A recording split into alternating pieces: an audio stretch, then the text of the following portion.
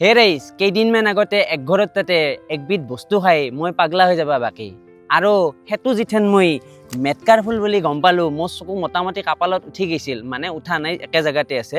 আৰু সেইকাৰণে আহি মই পাথাৰ পালোঁ।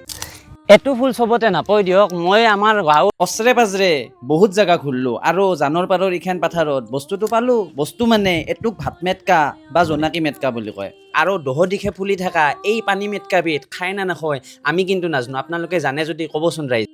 মা হ'ব ইমান নালগে ৰ তোৰ একলাই গাৰাটো ভৰাব লাগে নেকি, অলপ বয়স আকৌ দিম ৰ।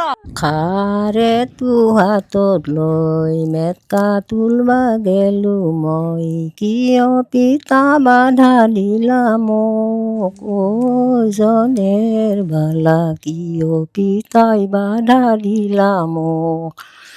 মায়ে তোর শিক্ষিত পিতে অশিক্ষিত, তক দিলা অশিক্ষিত বৰত, জনেৰ বালা তোক দিলা অশিক্ষিত বৰত।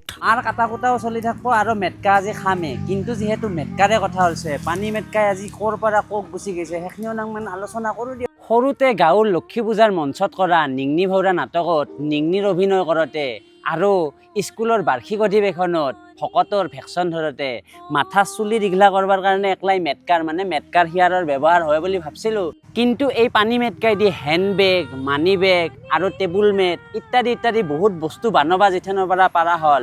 ইতিমধ্যে মেটকাই আমাৰ তাৰমানে বিশ্বমুখী যাত্ৰা এটা আৰম্ভ কৰি দিছে।